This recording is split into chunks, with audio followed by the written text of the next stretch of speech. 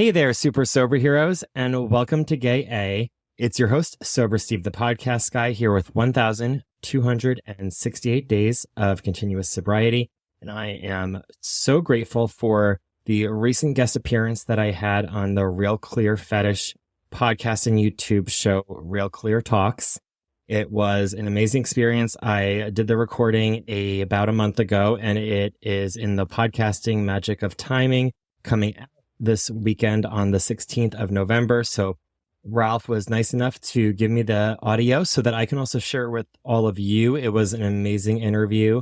It was longer than my general episodes, and he dug deep and asked a lot of questions about things that I haven't gone over in quite some time. And I've did it through a different angle and a different lens. It's an amazing episode. I was so grateful to be on it. And he has tons of other amazing content. Just like me, he's been doing his show for quite some time. And so if you loved this episode, which I think you will because he's interviewing me and you listen to the show and I show up to it quite regularly. So it's getting to know me in a different way, but it's also getting to know him and his amazing show and what he's doing over there. So if this is an episode that strikes your fancy, make sure that the next step for you is to go and click on over to his show, which will be in the show notes so that you can follow it. There's already 7 seasons of content and more great content on the way. So definitely worth checking out and enjoy the content.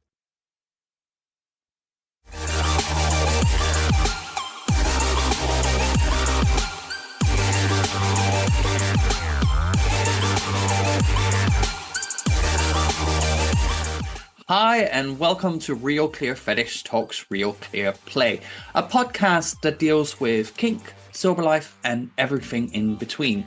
This is the start of season 8. I'm very excited. I am now 40 years old, but when this comes out, it's like a month into that. So yes, a new decade for me. So that's fantastic. This time we're going to the States to talk to Steve. Hi, Steve. Hello there, Ralph. Thank you for having me. Of course, it's not a problem. How are we doing? I'm doing great. You're not in an area with a hurricane, are you? This time last week I was, yes. I was in Sarasota, so I was impacted where I did lose power. Our airport's down because the terminal roof flew off, so we are recovering, but this has been the first couple days where I'm almost back to a routine, back into doing podcast interviews and podcasting of my own and stuff like that. So it's good to get back to real life. Oh yeah, us watching it over here, it's scary stuff. Yeah. Where we have, it's a storm if a wheelie bin falls over, Mhm. let alone a whole roof of an airport. Yeah. Like with every episode, I do 4 standard questions at the start, and then we'll just see where the conversation goes. Yeah. What do I prefer I call you? Names, pronouns, and title. My name is Steve, and then I with my podcast go by Sober Steve, and then my pronouns are he, him, and don't have an official title. Depending on the person I'm with, I'm in that age where if the guy's younger, they're calling me daddy, and if I'm younger, I'm calling them daddy. So it'll end like I'm boy at that point. So it really just depends on the person, the dynamics. Depending on who stands in front of you. Yes. Exactly. I recognize that one very much for myself. Tell me a little bit about yourself. I got sober during the pandemic, so I had been drinking was my drug of choice. Once I started drinking, anything else sounds great and good fun to me, but that was what really destroyed my life. Growing up, though, I was a pretty late bloomer. I always loved rules. Like, I was a big rule follower, so I didn't drink because it was wrong and bad, and that's what grown-ups did. So I was like so excited to when I got old enough to drink. I remember being fascinated about what that age would be because it seemed to be different for different people. But I remember at like a sleepover party, like trying alcohol in like 4th or 5th grade and thinking it tasted bad. So therefore it must be because I'm too young, and it'll taste better in a couple of years when I'm old enough. It'll just magically taste better having like bathtub gin from your grandmother's basement. Like, I didn't understand like the whole concept of it. So it just, but like I wasn't fascinated enough to where I was going to break the rules because I knew it was wrong and I shouldn't be doing it. So I stayed away from it until after prom in high school, and these people feeling othered and bullied for being a very flamboyant kid my entire school career. Basically, I was then all of a sudden the life of the party where everyone was telling me like how much fun I was and how silly it was and where was this Steve the whole time, and we love this Steve, and when can you hang out again? And all of a sudden I was right at the end of saying goodbye to all these people forever who made my life hell for 4 years, I was finally accepted. But it also, I clung to that side of the night for the longest time, but it was only like in my sobriety and doing step work and things like that where I forgot that the second half of that night was like the guy I was with, like when we were hooking up, I got messy and sloppy and then downright cruel to him and blacked out. I was blacked out at that point, but there were amends to be made for my first blackout night drinking, and I still woke up the next morning. I can't wait to do that again. And from then on, it didn't matter what the rules were about drinking. I knew I needed to drink as much as I could. And Yeah. I was able to still control it over the rules that I set up around times and places for as long as I could. But COVID really was, I think a lot of us that had control lost control because all these rules about, well, you can't drink at the office. The office is your home now, but you can drink at home and they don't notice if you're what's in your coffee cup in the morning as long as you're still showing up to work and doing your jobs. All of a sudden, like all these safeguards that I had in place started falling apart at the same time as I was drinking more, the strain that it did on my marriage, because at the time my husband and I were monogamous, but the first thing I would forget in my blackout was like the monogamy part of our marriage. And so I black out and cheat on him, and it could only happen so many times before he was like, something's got to stop. And I, at that point, that would finally admitted he had known that I had been drinking enough because he was married to me. But I always was also very, it was because I was on an empty stomach, or I was like, I would hide how much. So sometimes he was also just mystified as to how I was so drunk because he would have no idea how much I had been secret drinking in addition to the public drinking. Mm. He knew things weren't adding up, but it was the first time like where I was like, I have a problem. So I tried and started going to different 12-step meetings until I found one that worked. And that kind of helped teach me that during that first like year how to be like a normal person again. But I also knew real quickly that wasn't the only answer for me. I had already been podcasting with my husband about movies and TV shows, and no one listened, and we did everything wrong about podcasting possible. But it was like it was great for us and brought us together and something fun to do. And then it gave me the tools so that like when I got sober and I was trying to binge all these sober gay podcasts or searching sober queer, sober this, and couldn't find much at the time, like 3 years ago, 3.5 years ago, I was like, I know how to make one. So I started my podcast, Gay A, and that was my chance to connect with other people that might not necessarily, I mean, including some 12-step people. That's where especially I found a lot of my first guests, but then meeting people online from other steps, like other fellowship programs besides mine, which was based around alcohol, but also people who got sober using other programs or other ways or woke up and just stopped somehow. I don't know. It blows my mind because I need like sets of like again like rules. Like I need to do this. As long as I can follow my prescription of like how to function, like I've learned what that is over the past 3.5 years of what I need to like be at my best self. But like I just love also hearing other perspectives. So I say that's helped keep me sober just as much as anything else. You've already answered the question, but I'll ask it anyway. Completely Yeah. sober, clear-headed, or social drinker? Completely sober, yes. And you mentioned earlier that with drinking, you would go on to the next bit, and that would just sound fun. So Yes. I see. I wasn't an alcoholic, but I was also very much. Oh, I'll do this now. Hmm. So Yes. it's a little bit reverse to what our situations are, but similar. Hmm.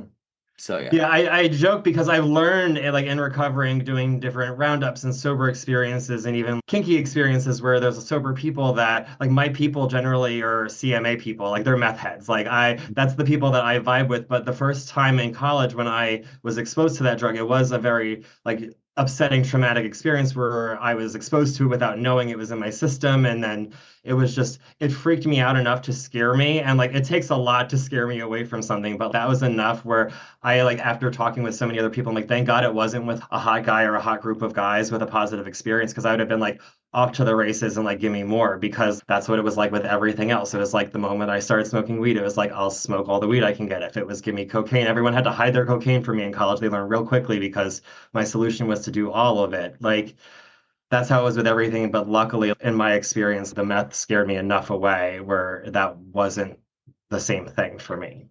Oh God, I wish meth had scared me away, but no, it did not. Last question. What is clear play to you and why is it important?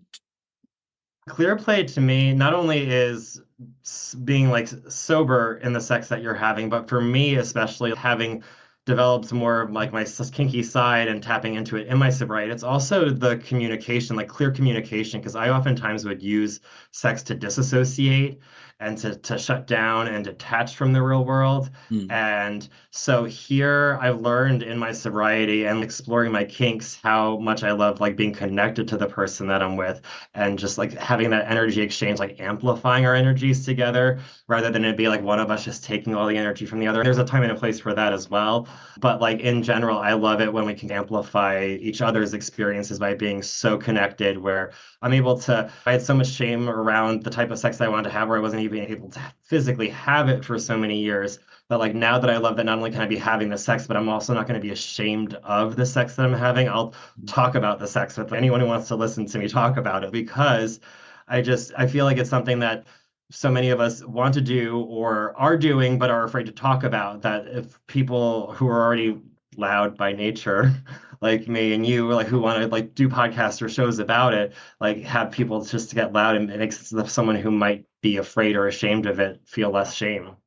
I think one of the things for me, at least, I'm always been quite sex positive, and I think it's to do with my upbringing. Sex was never taboo in my house. My mom would rather have us come and ask things than being ashamed of it. And so I'm sure some people would think me and my mom's relationship is a bit relaxed, but she knows about the levers. You've seen my dog cage. It's not a big deal, and that makes it a lot easier to explore and so on. Lockdown. And Mhm. then you say it started falling apart. Up until that, then, and up until that point, and it's actually something we probably haven't dived into in the last episode. So you would call yourself a functioning alcoholic?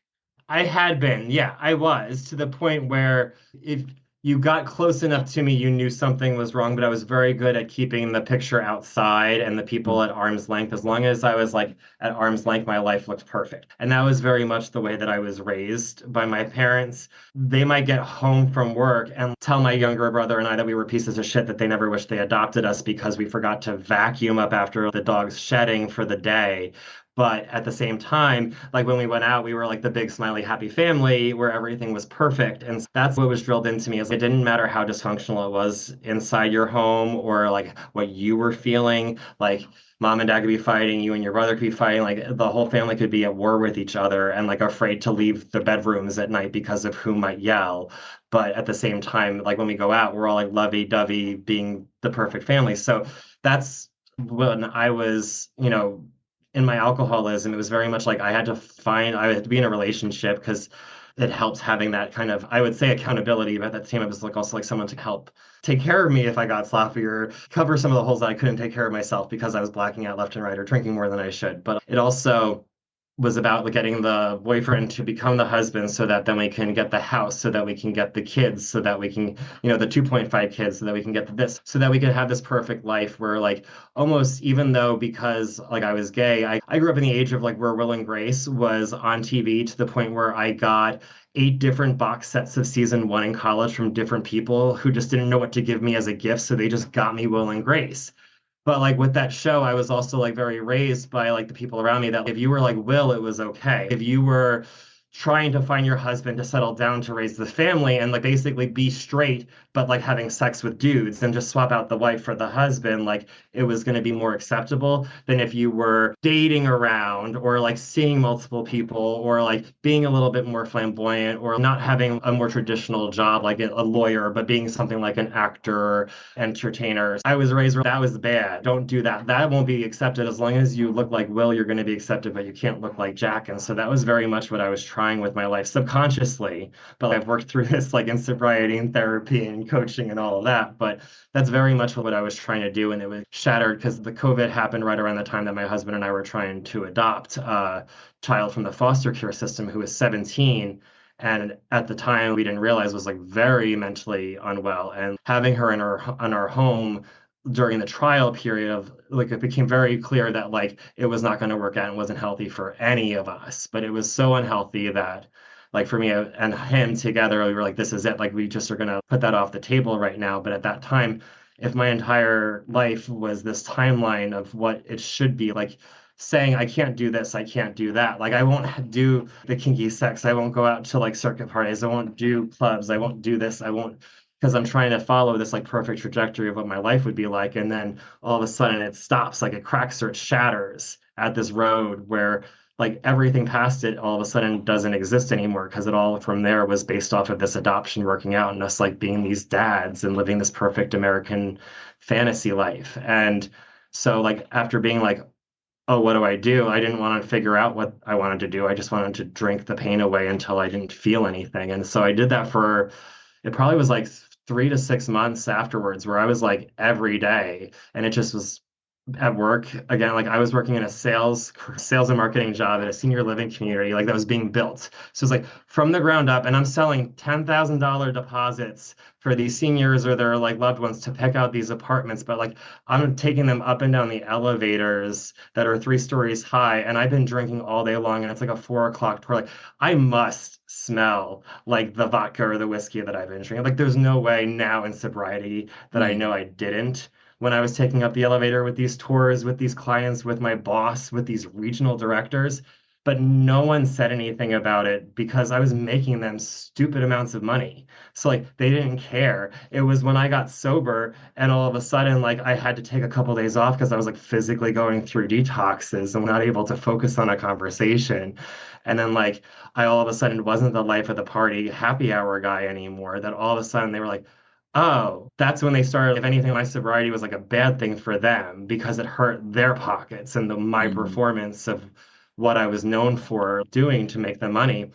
But yeah, they were more than happy to look the other way as long as everything was great. My husband was more than happy to look the other way as long as I was keeping the story going, as what long as things looked okay on the outside. Like all these other people around me, as long as I kept going. But it got for me to the point where I was like waking up at 3 or 4 o'clock in the morning, not only like physically ill from detox, but also just like mentally and emotionally like upset that I didn't have an aneurysm in my sleep and just not wake up at all because I just didn't want to go through the cycle of spending like the first hour of the morning like going through my phone being like, who did I call, who did I text, who did I DM, who did I message to say something, tiptoeing around my husband to figure out if I have to apologize for anything or if he even not remembering what happened, then getting sick on the way to work and pretending it's stomach problems and not a gallon of liquor a day I'm drinking, and then saying I'm never going to do it ever again to be doing it by the time I was done with my morning meetings at 9:30 or 10 o'clock in the morning.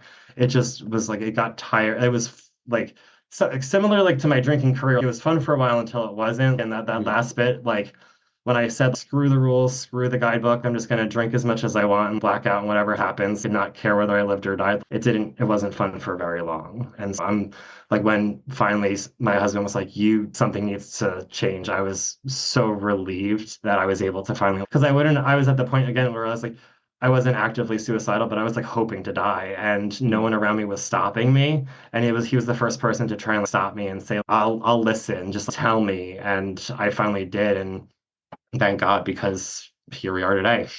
Yeah, I think as the loved ones, it's always difficult to watch, and sometimes I think some loved ones, and I can't talk for your husband, of course, but you can also go in a little bit of denial about what's going on. You don't want to really face it.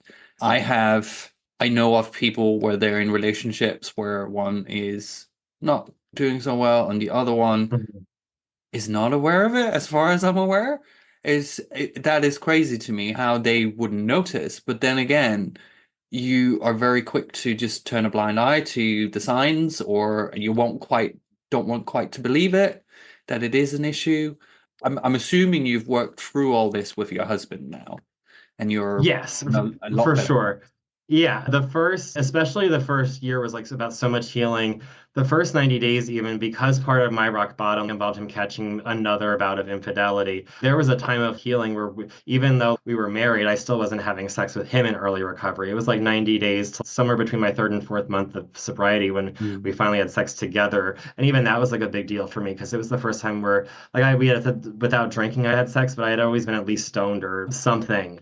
And so it was the first time that I had sober sex with my husband in our marriage, which is wild to think that I didn't realize I had a problem until 8 years into it. But it was a big deal. But a lot of healing needed to be happening, not only in that aspect of then also really taking like just like being just about me and him and healing us, but then also just I felt this like psychic change as they talk about in the rooms like pretty quickly where like between the podcast like holding my ass accountable where I was like Mhm. I can't fuck up, people are watching now, but like also just like also having my program and being like wow, I see all these people who I want what they have and they're telling me how to get it and I'm going to do anything, and I felt the change. But he had been with me for so many years where I was saying I'll never do it again, I'll never do it again. I was the boy who cried wolf at that point. So I remember Mhm. there was also some friction like around the 3 to 6 month mark where I felt like I had like grown and I was catapulted into this like new plane of existence. And he was still like waiting for the relapse, like waiting for the other shoe to drop, waiting for things not to work out. And I was like, how do you not believe it? But of course, now that I've also gotten past it and I'm out of the woods, of course, now I know that because I'd done that to him so many times without the support and background and community that I was building. And I tried to do it on my own and I just could never do it. It was only when I connected with other people in other ways, like not just with the programs, but the podcast like that. I was like, the connections, what for me has always been like what helps keep me sober more than reading or meditating. Like all of that is extra bonus work and like homework and or the coursework to get the foundations laid. But like day to day, what keeps me sober is talking to another sober person. That I don't do 12 step myself now, but Mhm. that's the power of the room. It's sitting in a room with, let's say, 20 complete strangers, and you have Mhm. something in common. That doesn't necessarily have to be a recovery room. That can be any room. If you mentioned earlier you did a movie podcast, you have a connection with your husband where you can sit and talk about movies. That's connection. Yeah. And Mhm. at the end of the day, that's all we want is connection. Yeah.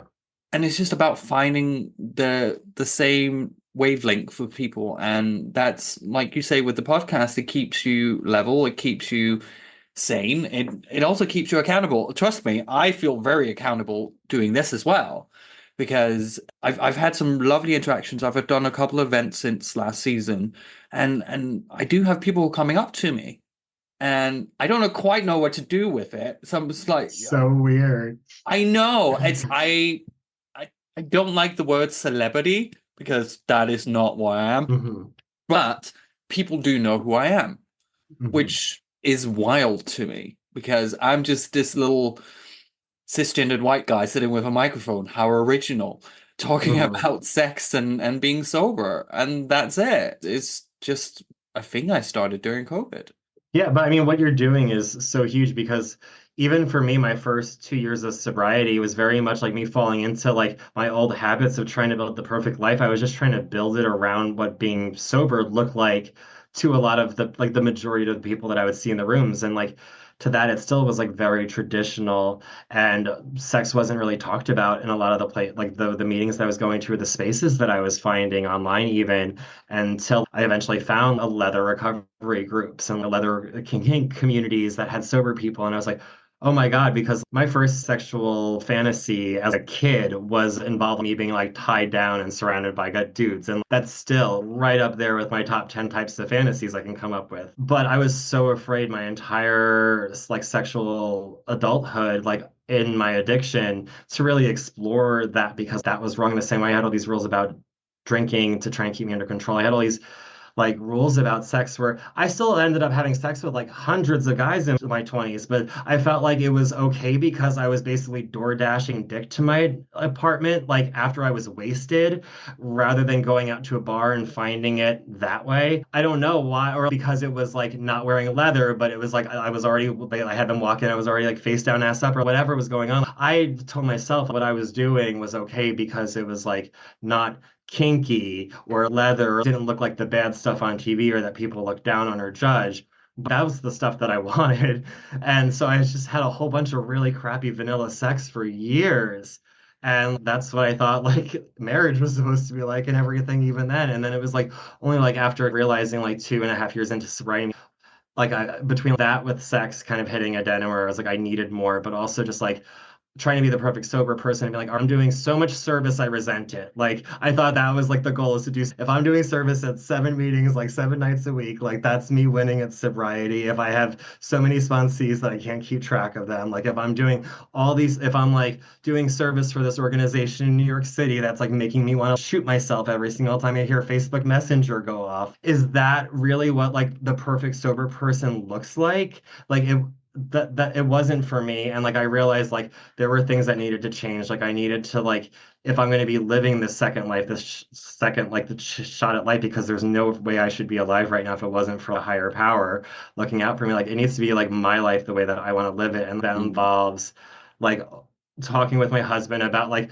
respectfully opening up the marriage in a way where like he's comfortable with it, I'm comfortable with it, and we're communicating about it. And when he gives boundaries, I respect them, which is like something I could never do if I wasn't sober, because there are things that we compromise on that I'm not like in love with, but I understand them, I respect them. But things like respect go out the window if I have alcohol or drugs in my systems. And it starts with myself. If I'm drinking or using drugs, the respect for me goes. And so once it's gone for me, like how am I going to respect anyone else around me if I can't respect myself? And so being able to show up to like these situations and be able to say like these are my wants and needs, like not only with like my marriage, but also building my life up to be like all these things that I was waiting for. I'll do this one day. I'll join like a community that way. I'll start exercising this day or join the gym that day, or all these things that I was waiting for, I just started doing. And like in the past like year, almost like 10 to 12 months of doing that is like when I've had this kind of like second awakening of sobriety. And it's really just started with like me telling my husband I need to have kinky sex. And from there, that confidence in the bedroom started happening outside the bedroom. That's fantastic. I think a lot of people were like, may I ask how old you are? I am 38. 38. Oh, plenty of time. I do sometimes talk with people where they go, oh, it's too late. We can't change what our sex life is now. I'm really curious, but it's just not going to happen. I'm just like, no, you can start whenever you want to. And it sounds to me the way you've talked about trying to uphold this perfection, and perfection in a heteronormative way has just blocked stuff that was already there. You can, my personal view is be happy you didn't find kink in alcoholism, because it's fucking difficult to split them. In that aspect, it's a little bit easier for you. So when did you start exploring your kink after your sobriety? You said around 2 years after, or? Yeah, I would say that I started going to leather and kink recovery meetings online, I would say a little over a year and a half ago, sporadically, very much dipping my toe in, not going regularly. But it was about last October. So about, yeah, a year now, when I was like, I'm going to go to this meeting regularly. I'm going to share whether I want to or not. I'm going to trade phone numbers. I'm going to connect with people. I'm going to follow them online. I'm going to start doing my homework rather than just saying I have kinky interests, but actually figure out what that looks like, and making a list of things I know I want to try, things I know I don't want to try, things I'll maybe try, and start then as I'm like going out into the real world, trying to find people I can do those things with safely and sanely, and having that consent where like we can try it. And I tend to just, for the longest time, I had more success anytime I was traveling, especially because you go to sober events, you're going to find sober kinky people. You go to kinky events, you're going to find kinky sober people, because there's always a little overlap when you're in one of these kind of areas. But being able to find these safe places outside of my own backyard where I'm able to explore, where there's also no fear of judgment of what people online might think, because they won't see me on their grid, my friends and neighbors, or all that kind of stuff. Doing that very early on gave me the chance where now I was able to then manifest it more locally in a more sustainable situation where I'm able to have the sex life that I've always dreamed of, at the same time as starting to really explore what kink and leather and like all of that means to me, as well as just, communication of just talking about my wants and needs inside and outside of the bedroom, because I was always very submissive in the bedroom and outside the bedroom. And I've learned in my sobriety I can be dominant on both sides, and it's really fun being able to like take what I'm learning in the bedroom and then be like talking about it outside the bedroom, not just like talking about it and educating, but also being able to be more dominant at work, or being, when I talk, feeling more confident in what I'm talking about. Because if you could, some of the things I'm doing in the bedroom, I could do those behind closed doors, I could do things on the street a lot easier. It feels. Oh, that is so true. And like gear does something as well. It changes your posture, it changes your confidence. It's the feel of it.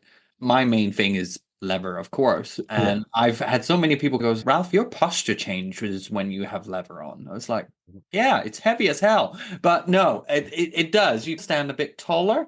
And I sometimes have like you say, you bring it into your workplace or so on, this confidence you sometimes have with doing kink. I sometimes struggle bringing that with me sometimes, because I can come off really confident when I'm out, but actually not so confident out of gear. So it's nice to see Yeah. that you can merge the two. It helped me a lot because like around that same time that I started like getting kinky, I also started just fitness and exercising and moving. But like it was when I started being able to like lift or move or push around like 120, 140 pounds, and I in my mind a light bulb went off where I was like, just pretend it's a twink. All of a sudden I was like, I moved it up and I was like, now I was like, I want to get strong enough where I could do it with like muscle daddies. And like now I'm up to like the 200. So that was like for me almost like I equated like the two things together of the motivation of what I was doing in the bedroom, like to what I was doing at the gym of like with the pounds. And it was just funny the way that worked. But it was motivating for me for a while, or just like thinking about if I could do this in the bedroom, I could do this at the gym, or like on the flip side, like as I was getting more confident in my physical strength, like it made a lot of the things that I'd always like fantasized about doing, but maybe not have been physically capable of doing, a lot easier to do now that I'm more in shape. So it's been a lot of fun seeing those two kind of evolve together too. Yeah, I'm having the strength to sometimes as a dominant, it Mhm. can be quite difficult because I don't like brat behavior. A brat likes to fight back. I don't have a lot of physical strength, so I was Mhm. like, I don't want a brat because I wouldn't be able to fight them off, and that's not a good look for a top. Yeah, I've learned that like about switching is like something I've really found to enjoy when I find like a guy where we can bounce off, where I can be dominant and submissive, or have that flip or that mix of both, which has been fun because even like out in the streets, like before I discovered leather and kink, just like being truly versatile and enjoying both of those experiences, it's very hard because anyone online I've learned who says they're versatile, that's like code for bottom 90% of the time, like top 10% of the time. So finding like the true 50-50 split, it seems to almost be easier in like the leather and kink community just because people seem to be more open to more experiences sexually anyway. And again, it very much is like about that kind of connection that you can build with someone as well, where I'll do things with someone like I'm vibing with that I normally wouldn't consider. I had never even entertained or flirted with the idea of being fisted before, but then I have a really hot daddy like over me with 4 fingers deep, and he's asking me, have you ever thought about it? And I was like, not until now in this way. It will shift when you're with the right person, the right environment. And while I haven't gotten there yet, like now that's like on my maybe list, when before it wasn't, because the right person brought it up at the right time in that right situation. And all of a sudden something opened like up in me, like physically and literally, but I was like I about to guess, say but like literally, yes. yeah, literally. But like, you never know what you're open to trying. Like for me at least, like I've learned in my real life I had so many rules about what you can and can't do, and that translated to what I can and can't do sexually. That part of this new version of me is sexually, I don't have these rules of what I can and can't do. I have probably not, maybe not, but there's always going to be room for compromise or room for me to be surprised because same thing with my life. As long as I'm open to be wrong, open to something new happening, it's going to be a more exciting ride. Like when it comes to kink, it's just exploring, it's finding out Yeah. what works and ticks with you. And I recognize the kid in the candy store in you from when I started when I was 22, so I'm Mhm. old hat now. But it is that like lust for it as I have to try everything. Why limit myself? And that's amazing. And it's also I hate being cheesy, but it is that gift of sobriety and clearness and being present and wanting to do these things. So it's just so important. And I'm so happy that you share your experiences on your podcast. Tell me a little bit about the podcast you do. Sure. Yeah, my podcast is called Gay A, which I thought was hysterical when I got sober because it's a pun on AA, but gay. But I also realized it makes it like very hard to find. And like also if you don't get it, you can never get it. Like the full title now is Gay A, the Queer Sober Hero Show. Searching queer and sober helps you find it a lot easier. But it's a weekly podcast, it has been coming out since my 90th day of sobriety. Like I've had over 200 episodes now. So if you Oh, love a good wow. binge, it's there for you. Every single week, it's a mix of interviews as well as topics. So I try and when I have a new guest come on, I'll have them share their experience, strength, and hope for 10, 15 minutes, and I'll ask them questions about it that come out of the conversation. Mm. And then I'll also, the people who like are really engaging, but also engaging during the episode, the listeners love them. And then they engage like afterwards with sharing and stuff like that will oftentimes come back on for like topic episodes where they're like, I want to talk about this topic or that topic. So that's a lot where I got into a lot of sex, dating, relationships, kink, that type of stuff comes up because it's people come on and they're like, okay, I've already done the general, here's how I got sober and here's my life today. What do we want to talk about next? And that's something that a lot of people like really need to hear about. And there's room for different perspectives on it. The same way that I also love that so the range of queer people that I get. So it's not only just gay men, but I have trans people and lesbians, and I always try and make sure that my guests are as rainbow and diverse as our community is to represent that. When I got sober, the purpose of that podcast, and I try and always tell people, we paint out, you can go through traumatic shit. Like when you share what happened, don't skip over the dark stuff because we've all gotten through it. But the main focus of my show is like about the positive, amazing stuff that's going on today in our lives. That's why it's the Sober Hero Show, is because I thought that my life would be over when I got sober. That's why I put it off for so long, is because I thought it was game over. You'd never have fun again. But I'm having more fun than I ever had before. I'm having better sex than I've ever had before. I have a healthier marriage than I've ever had before, healthier friendships, like in a community. Like my life is 1,000 times better in sobriety than it ever was drinking. And it's not even me pretending anymore. It's like authentically better. And that's just like a gift of being sober. But I try and show that to people, that if you can find my podcast before early in sobriety, like hang in there. And if you fall, like if you relapse, like I try and also make sure at least like half of my guests have relapse as part of their story, because it's not part of mine yet, but it's not part of mine yet in part because of all my guests that are constantly reminding me that like it's not better out there, girl. Don't do it. But also, at least they also have given me the strength where I also do know that if it ever does happen, I'll just come back as soon as I can, because the longer that I'm out, it gets harder as well, because who knows what might happen. I've gotten so much strength from my guests across the different communities that it helps show me other parts of myself along the way.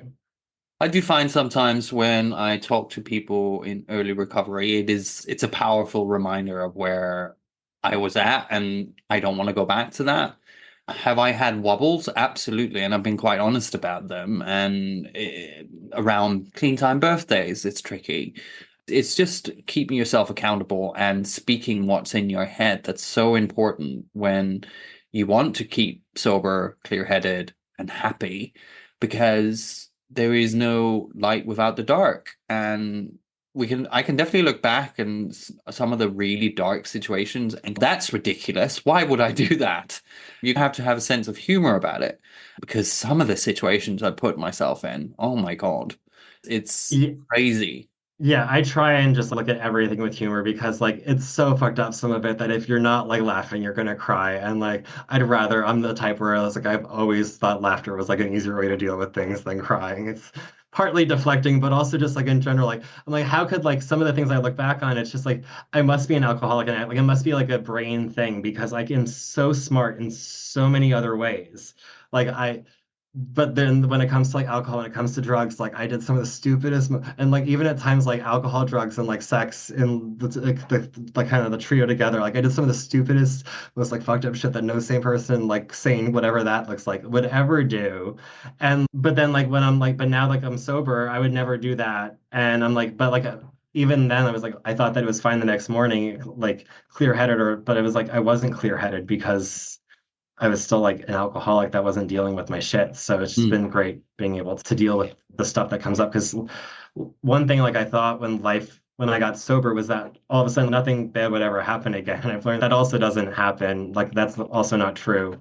And just to keep going even when things do go wrong, or you get curveballs or hurricanes happen. You just had quite a few hurricanes in this state. Mm-hmm. Quite scary stuff. It's just important to be honest where you're at and what works and so on. I always say to people, there is the relapsing of using drugs or alcohol, but you can also mentally relapse. You can get into old patterns or old fault ways, or your brain starts telling you stories. And I've definitely, in that way, I've relapsed a couple of times in the last 7 years. And that's where honesty is important. You go, okay, this is what I've done. This is how it made me feel. This is how I want to move on from it. And what do I learn from it? And that's important. A lot of people get really ashamed if they've engaged in not necessarily the action of full relapse, but just engaged in some of those old behaviors. And it's just like you mentioned earlier, it's not about perfection. It's Yeah. just about being happy. and then leave the shit behind. It's just much easier. I've definitely had peaks and valleys in my sobriety where thank God for batching content where I'm able to interview and like really work a program real hard with 8 or 9 awesome interviews because then like, if I do disconnect and isolate for a month and fall into some of that like stinking thinking that's gonna get me in trouble, like someone will snap me out of it. And but at the same time, I've been able to still have my content be consistent even if my sobriety hasn't always been as great as it seems like on the outside. And again, that's like my perfectionist thing coming in that I like have to also feel comfortable now that I've built this community, like when I struggle to also not only be the guy cheering everyone else on, but also be able to say, I am struggling, help me. And I haven't gotten there yet, but one day I know that's a goal that I need to work towards because yeah, it's hard for me to admit when I need help or when I'm struggling. And that's why during the hurricane, I just took the week off from social media rather than even saying anything because I didn't want to say anything sad or bad. Even in sobriety, we still are like I know what I'm doing isn't the healthiest behavior, but I still find myself doing it if I'm not aware of it. I think it's important acknowledging it that it does happen, and it's not all perfection, and it's not all about figuring everything out in one go. That comes down the line. So since becoming kinky, so what's your favorite piece of gear, and what is the thing that surprised you the most? I would say my favorite piece of gear is what I'm wearing right now. I got it from Mr. S Leather, so it's my first real leather piece that wasn't purchased off of Amazon, where it can pass the sniff test at when I go to Leather Pride in Orlando, where they know it won't be basically the Amazon Basics version of leather. It's definitely the piece that I wore for this. And I would say it was just I learned like early on in sobriety that like when I didn't have to worry about like, whiskey dick that I am a pretty good top as well. But like it was like I think it was like the in exploring my kink that learning that I can be dominant was like it was like very surprising for me because my first time like going through step work like, even like real like my biggest fears were like how dominant what I viewed as dominant like traits like dominant what I would consider like I was afraid of how dominant I could get like that I could raise my voice that I could get angry at times that I could get healed all these like feelings that I tried associated with dominance that weren't dominance they were like toxic behaviors that I just got mixed in from the way that I was raised but having to separate that and realize like that I can be dominant without having to be those bad negative things and that I like it and it's fun and like if I'm with someone who like wants it it's like really fun and that was just surprising because I very much had always been very submissive I was like little sub Steve and all of a sudden now like my two play partners I'm the dominant like top 80 to 90% of the time and it's again like I'm having like the best time of my life right now with it so it's just like a big change from where I was a year or two ago. I was about to say, if you're listening to the podcast, you won't be able to see it, but if you're watching, you can see a little twinkle in Steve's eye when he's talking about dominating, which is absolutely lovely, because that is also the twinkle I get. Because it's the weird thing is, I would never categorize myself as being an alpha kind of type. I'm probably more beta, really, if I'm honest. So being the dominant in the bedroom is this reversed of who I actually am in real life. And that's why I enjoy it. Also, I think it's a little bit of a revenge on all the bullies in my school, to be honest.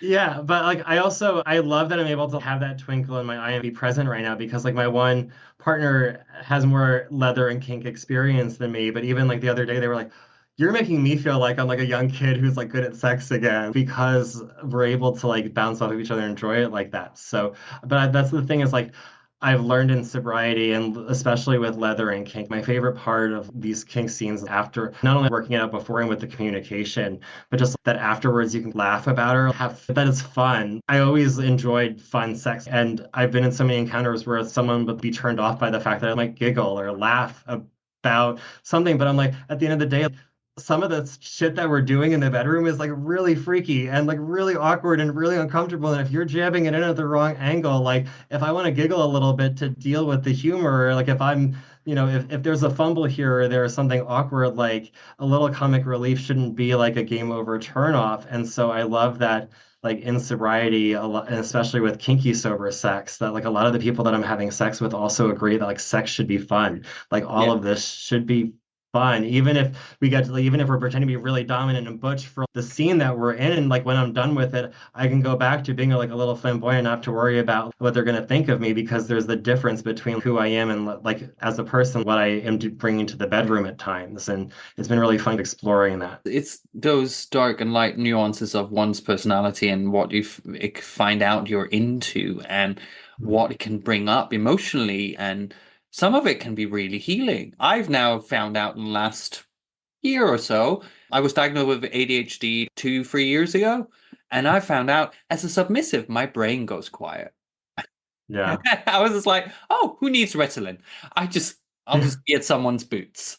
Much Hmm. easier. There you go. Yeah. And see, I've been with my ADHD always very like in tune with that side of things, but there's just like also something like I've known even like before exploring kink full, I've had partners where I'm like, spank me. I always knew I liked being spanked, but it was like now that I've dealt with the whole idea of if someone is wanting me to spank them and they're consenting and we learn how hard is too hard and this and that I love the impact play of doing that to someone else as well, which is something that I would have been terrified for had I not, because I was always afraid, like, what ifs of what if I hurt someone. But now that I've learned, I couldn't do that when I was like drinking because you didn't have that communication. But now that I can have that communication and work it out, I can explore it safely. I love that type of stuff. And again, it was like a surprise that I flipped what I was expecting or what I've been used to in sobriety, but it's a beauty of being able to be clear and communicate with my partners. Just to take a complete U-turn, you mentioned your failed movie podcast earlier in Mhm. the episode. I'm a massive movie buff. It So still is up. I pay the $5 a month to keep, it's called A Lifetime of Happiness.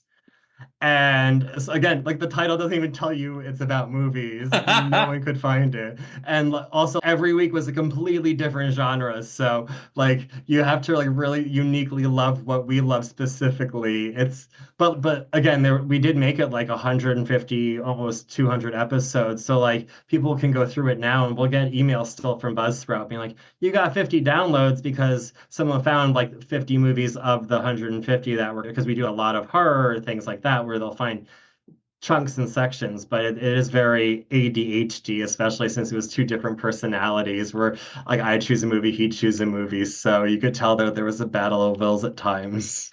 is your genre horror? Is that what you like? Both of us bond over our love of horror. We love everything horror. We do the horror theme parks. Right now we're loving Dracula. We love anything scary, spooky.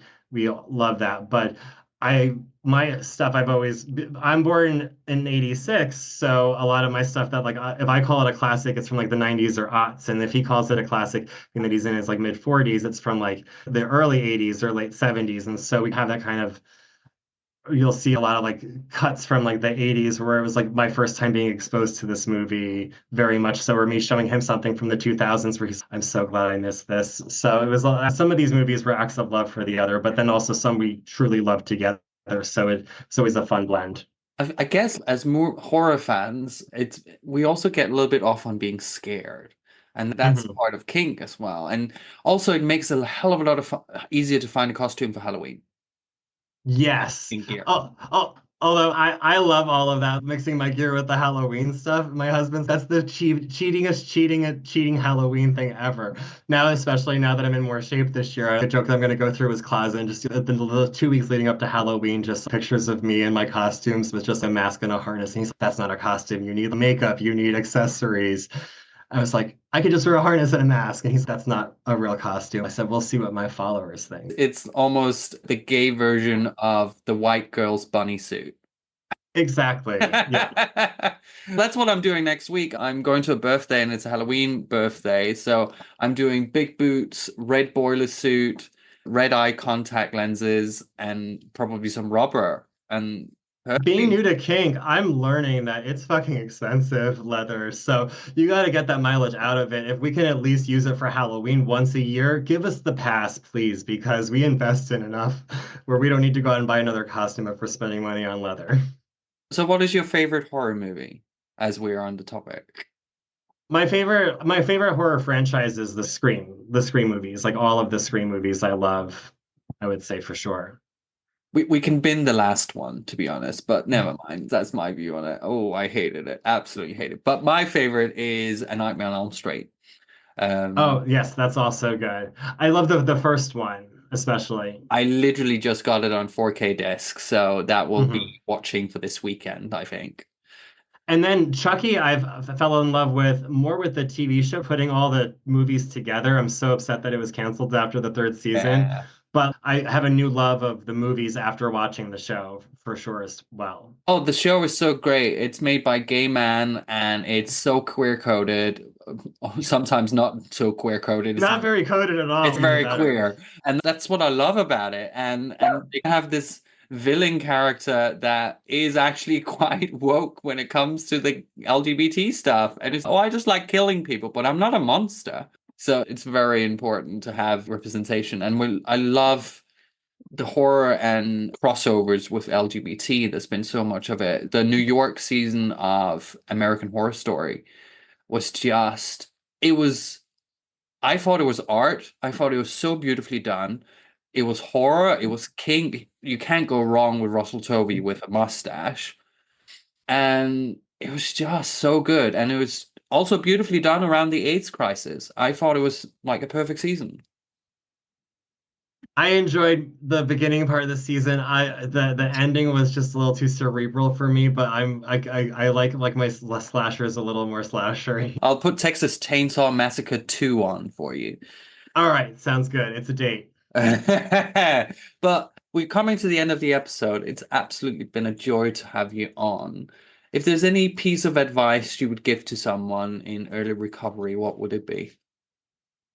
I would say that it's never too late to try something new. I certainly, especially in early recovery, take time to heal. I'm glad that I took that first year to really learn how to function as a normal human because I didn't know how to do that before. I grew up being like thinking everyone got the handbook of like how to be a normal person the day that I was like sick with mono in school. I didn't get it, but after that, challenge yourself because I thought sobriety and about life in general was about building a comfortable life. I learned, especially like through kink, like being challenged to be uncomfortable through kink, that same being uncomfortable a little bit in real life as well, pushing yourself, being a little afraid, but doing it anyway. And if you're finding yourself like in this kind of circle, finding something to push yourself out so that you keep moving forward, that's been something that I had never explored so much of my sexuality until my sobriety. And even then, it took me some time into sobriety to have the confidence to be able to actually go for it. But now that I have all these years ahead of me, I have plenty of time to make up for lost time, and I will, trust me. But it's not just the lessons that I learned in the bedroom, but taking that outside to be like, always push yourself. Like, don't get into a rut, don't get into a routine, because I thought that was going to be the definition of a perfect life. But my perfect life is always moving forward now, always figuring out what my next kind of competition or obstacle or marathon or thing I'm going to do to challenge myself, because that's when I'm doing better. If I get bored, I get lazy, and then I get complacent, and then my sobriety is at risk. So I'd much rather keep moving forward. Fantastic. And if anyone's listened or watched and they connected with something you said, where can they get a hold of you? You can find a whole bunch more of me and my guests on my show, Gay A Podcast. So that's on Instagram as well as on all podcast players at Gay A Podcast. And then I try and keep that just to more just sobriety. If you want more of just me as a person, I'm also at Just Steve SRQ. That's the airport code for Sarasota. So it's at Just Steve SRQ for my personal page. That's where I'll do more like my leather stuff and my little slutty stories and stuff. Fantastic, fantastic. Thank you very much for coming on. Yeah, thank you so much for having me. And that was Steve, and this was the first episode of season 8, and it's been absolute joy to talk to about his journey into sobriety and his journey into kinkness. And I'm so excited for what's going to happen, and hopefully I'll see him sometime over in America when I get over there. But until then, stay kinky, stay sober, and play safe. Bye.